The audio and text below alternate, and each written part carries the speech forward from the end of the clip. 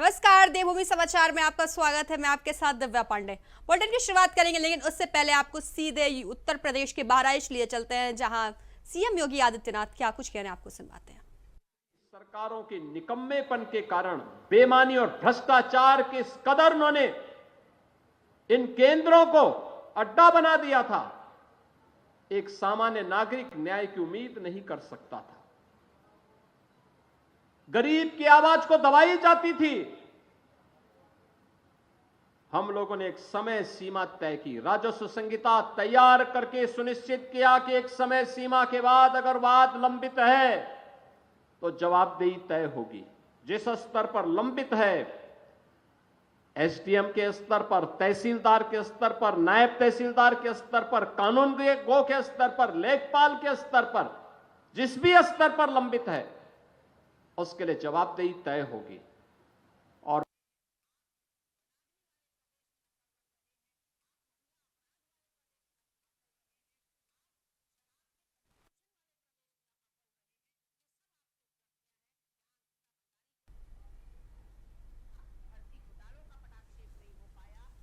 है कि anti भूमाफिया task force के माध्यम से 64,000 एकड़ लैंड को अवैध काम भी किया गया।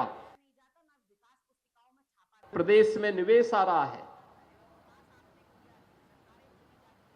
लेकिन अभी भी एक चैलेंज है हम लोगों के सामने, और चैलेंज वही, सरकार ने इसके लिए, डबल इंजन की सरकार ने फिर इसमें और व्यवस्था की है कि गांव में ग्राम सचिवालय होगा। ग्राम सचिवालय में ऑप्टिकल फाइबर या वाईफाई की हम सुविधा देंगे, और गांव में ही गांव के लोगों को बैंक की सुविधा भी देंगे। गांव में ही जन्म प्रमाण पत्र, मृत्यु प्रमाण पत्र, आय प्रमाण पत्र, जाति प्रमाण पत्र, निवास प्रमाण पत्र, ये सभी गांव में ही उसे उपलब्ध हो जाने चाहिए। ऑनलाइन ये सुविधा गांव में उन्हें प्राप्त हो। ज्यादातर ग्राम पंचायतों ने इस कार्य को आगे बढ़ाना प्रारंभ किया है। और दूसरा, लैंड रिकॉर्ड को डिजिटाइज करना। अब पैमाइश में मनमानापन नहीं चल सकता कि गरीब को थोड़ा सा घुमा दो तो एक गरीब का हक कोई मार ले। ये तो सारे के सारे हम सैटेलाइट के माध्यम से ऐसी व्यवस्था करेंगे कि 1 इंच लैंड भी किसी गरीब की मारी नहीं जाएगी, और इस व्यवस्था को लागू करने के लिए सरकार आगे बढ़ चुकी है। इसके लिए अच्छी तहसील भवन की आवश्यकता थी, और इसीलिए आज मैं स्वयं ही मिहीपुरवा में आया हूं, इस मोतीपुर में आया हूं, आप सबको समर्पित करने के लिए, इस तहसील भवन को करने के लिए आया हूं। अब ऐसा भी नहीं हो सकता कि यहां तहसील में जिन अधिकारियों की तैनाती होगी वे बहराइच में रहेंगे, नहीं, उनके लिए आवास भी यहीं बनेगा, और यहीं पे कैंपस में रह करके उस समस्या का समाधान भी करेंगे। हमने पहले ही कह रखा है, जहां तहसील है, जहां ब्लॉक है, जहां थाना है, जहां सर्किल है, वहां के अधिकारी वहीं पे रहें, रात्रि निवास वहीं पर करें, क्योंकि बहानेबाजी नहीं चल सकती। और वहीं पर रहने के लिए उन्हें कहा गया है। बहनों और भाइयों, जब ये आवासीय सुविधा बनेगी और सुविधा यहां पर हो जाएगी, जिससे लोगों को समय से न्याय मिले, लोगों का एहसास हो, किसी गरीब के साथ, किसी किसान के साथ, किसी नौजवान के साथ, किसी महिला के साथ अन्याय न हो। ये डबल इंजन की सरकार प्रधानमंत्री मोदी जी के नेतृत्व में इसको प्रभावी ढंग से लागू करने के लिए पूरी प्रतिबद्धता के साथ लगी हुई है। और इसी तरह से बहनों भाइयों, आज मुझे यहां पर इस तहसील के लोकार्पण। तो आप सीएम योगी आदित्यनाथ को सुन रहे थे। खबरों की शुरुआत करेंगे, जहां देहरादून से बड़ी खबर सामने आ रही है। आपको बता दें, उत्तराखंड में मनाया जाएगा सेवा दिवस। तो वही 13 मार्च को प्रदेश में मनाया जाएगा सेवा दिवस। आपको बता दें, विभिन्न कार्यक्रमों का आयोजन भी होगा। तो वही सीएम ने वर्चुअल बैठक कर अधिकारियों को निर्देश भी दिए। आपको बता दें, सीएम पुष्कर सिंह धामी ने वर्तमान सरकार के 3 साल पूरे होने पर अधिकारियों को निर्देश दिए हैं। जहां उपलक्ष्य में दिल्ली से वर्चुअल बैठक के दौरान अधिकारियों को निर्देश दिए कि 22 से 25 मार्च तक प्रदेश में विभिन्न कार्यक्रमों का आयोजन किया जाए। वहीं इन आयोजनों में जनता के जुड़ाव के लिए भी प्रभावी पहल की जाए। आपको बता दें 23 मार्च को सेवा दिवस के रूप में मनाया जाने के निर्देश देते हुए मुख्यमंत्री ने कहा है कि सरकार के 3 साल पूरे होने के उपलक्ष्य में विकासखंड स्तर बहुउद्देशीय शिविरों का आयोजन किया जाए, साथ में स्वास्थ्य शिविर भी लगाया जाए। तो आपको बता दें जन सरोकारों से जुड़े कार्यों में जनप्रतिनिधियों को भी शामिल किया जाए। तो बता दें देहरादून से अब बड़ी खबर है, जहां उत्तराखंड में मनाया जाएगा सेवा दिवस। आपको बता दें धामी सरकार के 3 साल पूरे होने पर सेवा दिवस का आयोजन किया जाएगा। तो वहीं 23 मार्च को प्रदेश में मनाया जाएगा सेवा दिवस। तो आपको बताएं विभिन्न कार्यक्रमों का आयोजन भी होगा। तो वहीं सीएम ने वर्चुअल बैठक कर अधिकारियों को निर्देश भी दिए। बता दें उत्तराखंड में धामी सरकार के 3 साल पूरे होने पर सेवा दिवस का आयोजन होगा। तो आपको बता दें 23 मार्च को यह आयोजन किया जाएगा, जहां आयोजन को लेकर सीएम धामी ने वर्चुअल बैठक कर अधिकारियों को निर्देश भी दिया। आपको बता दें दिल्ली से वर्चुअल बैठक करके सीएम धामी ने कार्यक्रम को लेकर अधिकारियों को निर्देश भी दिए। तो आपको बता दें 23 मार्च को प्रदेश में मनाया जाएगा सेवा दिवस। आपको बता दें कई कार्यक्रमों का इस दौरान आयोजन भी होगा। तो देहरादून से अब बड़ी खबर है, जहां सीएम ने वर्चुअल बैठक कर अधिकारियों को निर्देश भी दिए। आपको बता दें उत्तराखंड में मनाया जाएगा सेवा दिवस। धामी सरकार के 3 साल पूरे होने के बाद या सेवा दिवस का आयोजन होगा। बता दें कई कार्यक्रमों का इस दौरान आयोजन भी होगा और वहीं सीएम ने वर्चुअल बैठक कर अधिकारियों को निर्देश भी दिए। देहरादून से अब बड़ी खबर है, जहां उत्तराखंड में मनाया जाएगा सेवा दिवस। आपको बता दें 23 मार्च को प्रदेश में मनाया जाएगा सेवा दिवस। तो वहीं विभिन्न कार्यक्रमों का आयोजन भी होगा, जहां सीएम ने वर्चुअल बैठक कर अधिकारियों को निर्देश भी दिए। देहरादून से बड़ी खबर है, जहां उत्तराखंड में मनाया जाएगा सेवा दिवस। तो वहीं 23 मार्च को प्रदेश में मनाया जाएगा सेवा दिवस। तो वहीं विभिन्न कार्यक्रमों का आयोजन भी इस दौरान किया जाएगा। तो बता दें धामी सरकार के 3 साल पूरे होने के बाद ही इस कार्यक्रम का आयोजन किया जाएगा, जहां सीएम ने वर्चुअल बैठक कर अधिकारियों को निर्देश भी दिए हैं। उत्तराखंड में सेवा दिवस का आयोजन होगा, जहां 23 मार्च को इसका आयोजन किया जाएगा। तो वहीं दिल्ली में बैठकर वर्चुअली सीएम धामी ने अधिकारियों को निर्देश भी दिए। कार्यक्रम को लेकर अधिकारियों को निर्देश दिए गए। उत्तराखंड में मनाया जाएगा सेवा दिवस, जहां 23 मार्च को इसका आयोजन किया जाएगा। तो वहीं बता दें उत्तराखंड में सेवा दिवस का आयोजन होगा 23 मार्च को। तो वहीं इस खबर पर जानकारी के साथ हमारे संवाददाता धनराज गर्ग हमारे साथ जुड़ गया। धनराज, उत्तराखंड में सेवा दिवस मनाया जाएगा, क्या कुछ अपडेट है? जिस तरीके से मुख्यमंत्री पुष्कर सिंह धामी के 3 साल 23 मार्च को पूरे हो रहे हैं, तो उनके इस वर्ष को पूरे होने के साथ साथ कहीं ना कहीं पूरे उत्तराखंड के अंदर जो कार्यक्रम रखे गए हैं, मुख्यमंत्री पुष्कर सिंह धामी के कई कार्यक्रम रखे गए हैं, जिसमें सेवा दिवस के रूप में कहीं ना कहीं बीजेपी के जो कार्यकर्ता हैं इस दिवस को मनाएंगे और तमाम जगहों पर कहीं ना कहीं कई तरह के कार्यक्रम रखे गए हैं। जिस तरीके से देखा जाए कि जो कार्यक्रम है राजधानी देहरादून के यदि मैं बात करूँ तो 23 मार्च को जो मुख्यमंत्री पुष्कर सिंह धामी के 3 वर्ष पूरे हो रहे हैं, उसके उपलक्ष्य में जो कार्यकर्ता है वो अस्पतालों में जाकर मरीजों को और उनके तीमारदारों को फल वितरित करेंगे। इसके साथ ही कई जगहों पर भंडारे भी चलेंगे और इसी के साथ जो सांस्कृतिक कार्यक्रम है वो सांस्कृतिक कार्यक्रम भी इस उपलक्ष्य में किए जाएंगे। जी बिल्कुल धनराज, सेवा दिवस के दौरान विभिन्न कार्यक्रमों का भी आयोजन होगा। इस दौरान इसमें कौन कौन मौजूद रहेगा? जी बिल्कुल, देखिए जिस तरीके से देखा जाए कि जो 23 तारीख को जो विभिन्न कार्यक्रम रखे गए हैं उसमें मुख्य अतिथि के रूप में कहीं ना कहीं जो साफ तौर पर देखा जाए कि जो मंडल अध्यक्ष है या फिर कहा जाए जो बड़े नेता है, प्रभारी मंत्री हैं, वो इन कार्यक्रमों में अलग अलग जगहों पर मौजूद होंगे और इसी के साथ जो बीजेपी के कार्यकर्ता है वो जनता के बीच भी जाएंगे और सरकार की जो उपलब्धियां है 3 वर्ष की उनको गिनवाने का काम भी यहाँ पर किया जाएगा। और जीबीएस के साथ ही आपको ये भी बता दूं कि जो मुख्यमंत्री पुष्कर धामी के 3 वर्ष पूरे हो रहे हैं उसके उपलक्ष्य में कहीं ना कहीं जो बीजेपी के कार्यकर्ता है वो नाच गानों पर भी नृत्य करते हुए नजर आएंगे और उत्तराखंड की संस्कृति को भी उजागर करने का काम किया जाएगा, क्योंकि लगातार हम देखते हैं कि जो उत्तराखंड सरकार के द्वारा योजनाएं चली गई हैं वो जन जन तक पहुंचे, उसके लिए लगातार सरकार काम करती है, उसके लिए कार्यकर्ता काम करते हैं। मुख्यमंत्री पुष्कर सिंह धामी भी लगातार जो कार्यकर्ता है उनसे यही कहते हैं कि वो जनता के बीच जाए और प्रदेश सरकार की योजनाओं को और केंद्र सरकार की योजनाओं को उनको बताए कि ताकि प्रत्येक जनता को कहीं ना कहीं इसका लाभ मिल सके।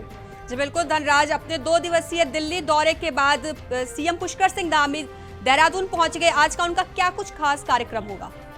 जी बिल्कुल, देखिए दीदी आपको बता दूं कि 2 दिन जिनसे कहीं ना कहीं दिल्ली का दौरा मुख्यमंत्री पुष्कर सिंह धामी का था और इस दौरान तमाम जो चर्चाएं उत्तराखंड के अंदर जो राजनीति है वो लगातार सियासत करती हुई नजर आ रही है, क्योंकि आप देखेंगे मंत्रिमंडल का विस्तार होना है, उसके साथ ही प्रदेश अध्यक्ष की भी कार्यपोषी होनी है। इसको लेकर कहीं ना कहीं चर्चा जरूर मुख्यमंत्री पुष्कर सिंह धामी की दिल्ली में हुई होगी, लेकिन आप देखेंगे कि आज मुख्यमंत्री पुष्कर सिंह धामी राजधानी देहरादून में होंगे और तमाम जो बैठकें हैं उनकी बैठकें हैं, क्योंकि 4 धाम यात्रा भी जल्द आनी है, उसको लेकर भी समीक्षा बैठक आज मुख्यमंत्री पुष्कर सिंह धामी कर सकते हैं और अधिकारियों को निर्देश भी दे सकते हैं कि किस तरह की जो व्यवस्थाएं हैं उनको दुरुस्त करने का काम किया जा सके।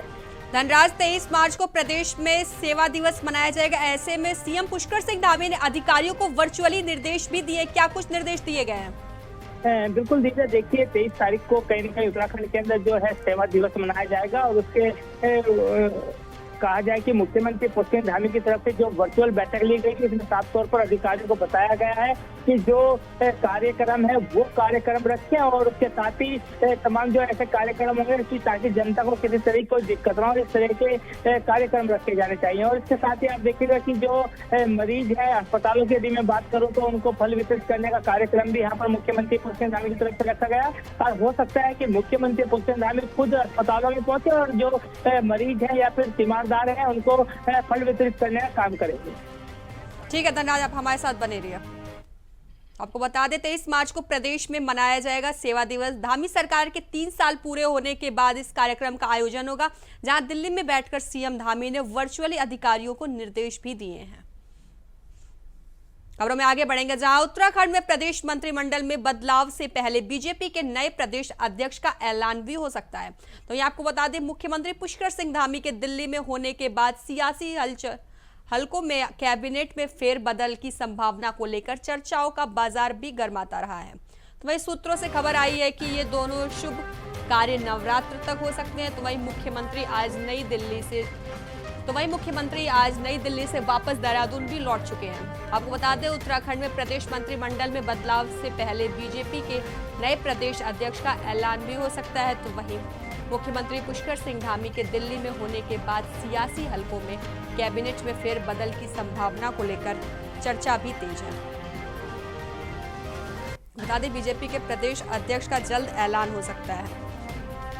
तो वही सूत्रों की में खबर आई है कि ये दोनों शुभ कार्य नवरात्र तक हो सकते हैं। तो वही आपको बता दें, चर्चा का यह सिलसिला राष्ट्रीय स्वयंसेवक संघ के बंगलुरु में होने वाली प्रतिनिधि सभा के बाद शुरू हो सकता है। तो वही पार्टी के राष्ट्रीय महामंत्री संगठन BL संतोष प्रतिनिधि सभा में शामिल होंगे। तो वहीं आपको बता दें, प्रतिनिधि सभा 21, 22 और 23 मार्च तक आयोजित होगी। तो वहीं माना जा रहा है कि धामी सरकार अपने 3 साल पूरे होने का जश्न मौजूदा मंत्रिमंडल के साथ मनाएगी। आपको बता दें, 23 मार्च को सरकार के 3 साल भी पूरे हो रहे हैं। ऐसे में इसके बाद सीएम धामी केंद्रीय नेतृत्व से बातचीत करने के लिए दिल्ली भी जा सकते हैं। तो आपको बता दें, तब तक केंद्रीय नेताओं के RSS की प्रतिनिधि सभा में लौट आने की संभावना भी है। तो वहीं सभी परिस्थितियों के आधार पर अब यही माना जा रहा है कि पार्टी कम से कम कैबिनेट विस्तार या इसमें फेरबदल नवरात्र में कर सकती है। आपको बता दें, बीजेपी के प्रदेश अध्यक्ष का जल्द ही ऐलान किया जा सकता है। नवरात्र में इसका ऐलान हो सकता है। तो आपको बता दें, प्रदेश अध्यक्ष की दौड़ में कई नाम भी आगे हैं।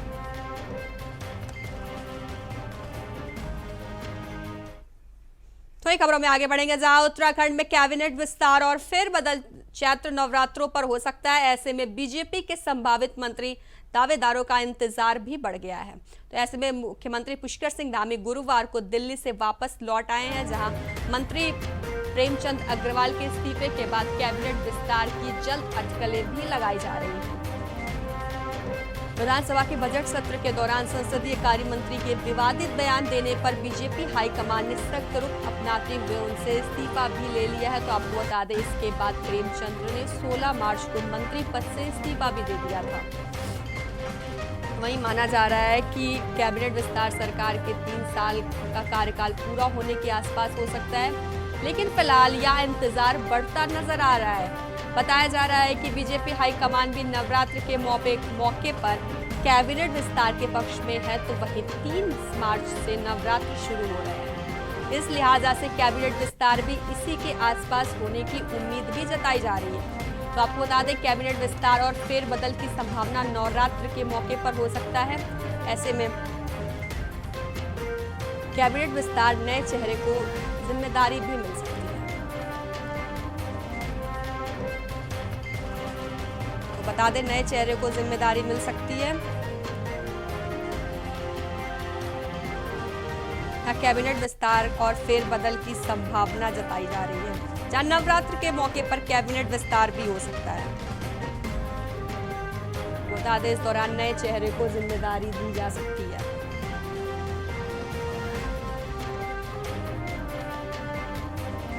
तो वही इस खबर पर जानकारी के साथ हमारे संवाददाता धनराज गर्ग लगातार हमारे साथ बने हुए हैं। धनराज, प्रदेश अध्यक्ष के नाम का जल्दी ऐलान हो सकता है, क्या कुछ अपडेट है? बिल्कुल देखिए जिस तरीके से प्रेमचंद अग्रवाल ने जो इस्तीफा दिया था, उसके बाद से कहना कहीं मंत्रिमंडल के विस्तार की जो चर्चा है वो तेजोशी में लगी है।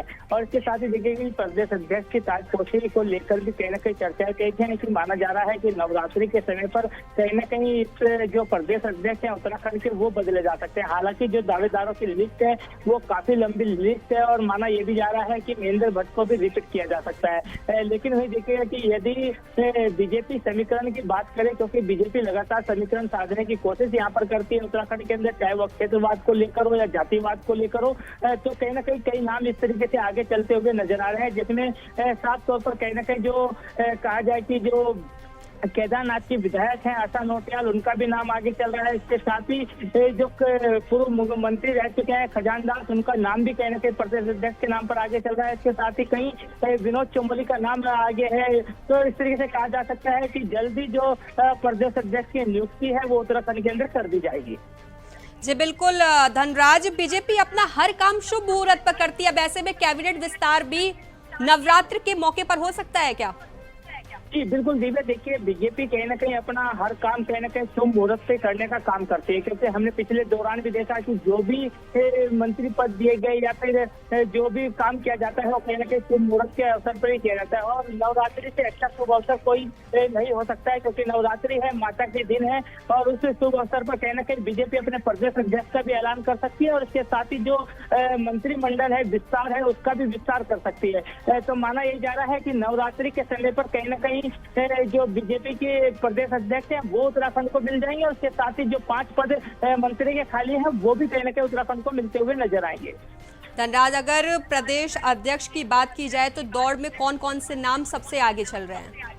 बिल्कुल देखिए मैंने आपको पहले भी बताया है कि दावेदारों की लिस्ट बड़ी लंबी है और जो नाम की यदि मैं बात करूं तो कई नाम ऐसे हैं कि जो इस समय प्रदेश अध्यक्ष की दौड़ में आगे चल रहे हैं, जिसमें महेंद्र भट्ट हैं जो कि अभी मौजूदा प्रदेश अध्यक्ष भी हैं, उनको भी रिपीट करने की बात की जा रही है। और इसके साथ ही विधायक जो आशा नोटियाल है केदारनाथ की, उनका नाम भी आगे चल रहा है। और इसके साथ ही आप देखिएगा विनोद चमोली विधायक है धर्मपुर से, वो भी कई बार के उससे पहले वो मेयर भी रह चुके हैं, तो वो भी कहीं ना कहीं उनका नाम भी आगे चल रहा है। उसके साथ ही खजानदास हैं जो कि एससी कोटे से आते हैं, उनका नाम भी कहीं ना कहीं आगे चल रहा है, क्योंकि पूर्व मंत्री भी वो रह चुके हैं, अच्छा अनुभव रखते हैं। और इसके साथ ही कहीं ना कहीं कई ऐसे विधायक हैं जिनका नाम कहीं ना कहीं प्रदेश अध्यक्ष के नाम पर आगे चल रहा है, क्योंकि पूर्व मुख्यमंत्री नितिन की बात करें तो उनका नाम भी कहीं ना कहीं चर्चाओं में है। लेकिन अब केंद्र के पाले में ये गेंद है कि जो केंद्र है वो किसके चेहरे पर मोहर लगाएगा और किसको प्रदेश अध्यक्ष बनाएगा।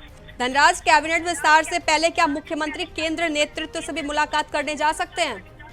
बिल्कुल दीदी, देखिए आपने देखा होगा कि पिछले दिनों 2 दिन से लगातार मुख्यमंत्री पुष्कर सिंह धामी दिल्ली के दौरे पर थे और तमाम मंत्रियों से भी वहां पर चर्चा की, तमाम सांसदों से भी उन्होंने चर्चा की गई और अब माना जा रहा है कि अब फाइनली कहीं ना कहीं होना है, क्योंकि माना जा रहा है कि नवरात्रों तक कहीं ना कहीं प्रदेश अध्यक्ष को भी नियुक्त करना है और उसके साथ ही जो मंत्रिमंडल है वो पद भी। ठीक है धनराज, जानकारी के लिए आपका धन्यवाद। आपको बता दें, नवरात्र के मौके पर हो सकता है कैबिनेट विस्तार, तो वही नए चेहरे को जिम्मेदारी भी दी जा सकती है। आपको बता दें, नए चेहरे को इस बार जिम्मेदारी मिल सकती है। तो वही खबरों में आगे बढ़ेंगे, जहां कैबिनेट मंत्री प्रेमचंद अग्रवाल के इस्तीफे के बाद कांग्रेस नैतिकता के आधार पर बीजेपी प्रदेश अध्यक्ष के इस्तीफे की भी मांग कर रही है। अब ऐसे में बीजेपी प्रवक्ता ने कांग्रेस को याद दिलाते हुए पलटवार भी किया है। कहा है कि नैतिकता का पाठ पढ़ने वाली कांग्रेस शायद भूल रही है कि जब उत्तराखंड आंदोलन हुआ था तो आंदोलनकारियों पर बर्बरता हुई थी, तब कांग्रेस की नैतिकता कहां चली गई थी। तो वही केंद्र में सहयोगी के रूप में कांग्रेस की सरकार थी, तो उत्तराखंड में भी कांग्रेस के कई नेता उस समय केंद्रीय राजनीति में थे, तब उन्होंने इस्तीफा क्यों नहीं दिया? ये पहले तो कांग्रेस को भी माफी मांगनी चाहिए। आज कांग्रेस के वो लोग नैतिकता की बात कर रहे हैं, नैतिकता की दुहाई दे रहे हैं, जिन्होंने उनके प्रदेश अध्यक्ष जो हैं करण माहरा, उन्होंने गढ़वाल के लोगों के लिए अपशब्द थे। तब कांग्रेस के नेताओं को, कांग्रेस के कई खबरों में आगे बढ़ेंगे, जहां उत्तराखंड के राज्यपाल और पूर्व लेफ्टिनेंट जनरल गुरमीत सिंह ने दिल्ली में प्रधानमंत्री नरेंद्र मोदी से मुलाकात की है। तो वह इस मुलाकात को लेकर राजनीतिक गलियारों में चर्चाएं भी तेज हो गई हैं। बता दें आपको, यह मुलाकात ऐसे समय पर हुई है जब राज्य में मंत्रिमंडल विस्तार को लेकर अटकलें तेज हैं। हाल ही में कैबिनेट मंत्री प्रेमचंद अग्रवाल के इस्तीफे के बाद मंत्रिपरिषद में एक जगह भी खाली हो गई है। अब ऐसे में राज्यपाल की प्रधानमंत्री से मुलाकात को लेकर कई मायने भी निकाले जा रहे हैं।